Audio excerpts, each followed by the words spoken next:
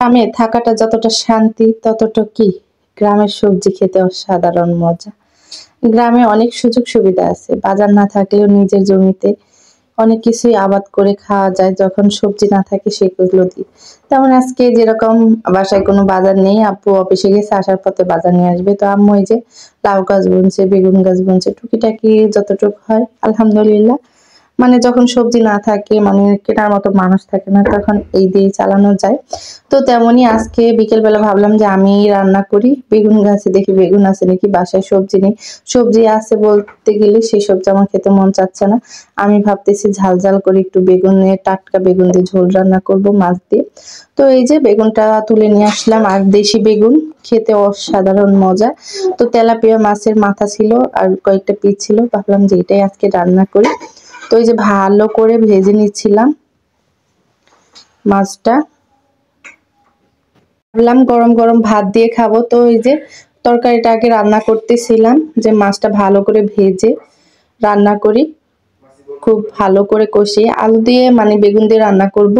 আমার এই মানে ঝাল ঝাল খেতে জানি খেতে মন চাচ্ছে, তাই ভাবলাম যে রান্না করি।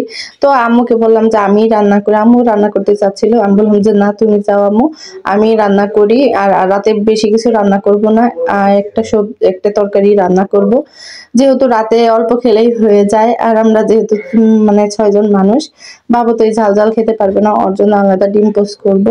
তো মাছ শুধু খাবে, যদি খেতে চাই খাওয়াবো। তো এই যে ভালো করে আলুটা ভেজে মানে মশলার সাথে ভালো করে ভেজে কষিয়ে নিয়ে তারপর বেগুনটা দিয়ে দিলাম। যেহেতু মানে টাটকা বেগুন, কচি বেগুন, তারপর বেগুন 2টা, তো আলুর সংখ্যায় বেশি, তো ও খেতে কিন্তু অসাধারণ মজা হয়েছিল।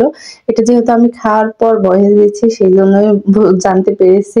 অনেকেই বলতে পারে রান্না করতেছেন আর বলতেছেন যে মজা হয়েছিল, অসাধারণ মজা হয়েছিল ঝাল ঝাল। তো এই যে ভালো করে কষিয়ে জল দিয়ে দিলাম, তারপর মাছগুলো বসিয়ে দিলাম। আর ওই চুলাতে আম্মু চাউলটা ধুয়ে বসিয়ে দিল, তাড়াতাড়ি হয়ে যাবে। রান্না হয়ে গেলে আমাদের খাবারটা শুরু হবে, কারণ অনেকদিন পর এরকম। আজকে কিন্তু অনেকটা ঝাল দিয়েছি, তরকারি দেখলে অবশ্য বুঝতে পারবেন কতটা ঝাল দিয়েছি। আর এই যে আস্তে আস্তে তরকারিটা হচ্ছে, আর এদিকে ভাতটাও হয়ে গেছে। মানে আঁচটা যেহেতু আমি বাড়িয়ে দিয়েছিলাম, ভাতটা হয়ে গেছে। তো এই যে গ্যাসটা বন্ধ করে রেখেছি, তরকারিও হয়ে গেছে। এখন একটু ভাজা চিড়ি গুঁড়ো দিয়ে নামিয়ে ফেলবো। ভিডিওর কোনো অংশ যদি একটু ভালো লাগে থাকে অবশ্যই কমেন্ট করে জানাবেন সবাই। আর অসংখ্য ধন্যবাদ এত সুন্দর এতক্ষণ ধৈর্য ধরে আমার ভিডিওটা দেখার জন্য।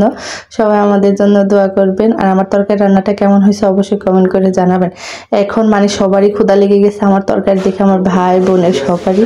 আর দেখতে অসাধারণ সুন্দর হয়েছে, লাইটের কারণে দেখা যাচ্ছিল না। আর এই দেখেন এই যে ফাইনাল লুক কেমন হয়েছে। আল্লাহ হাফেজ।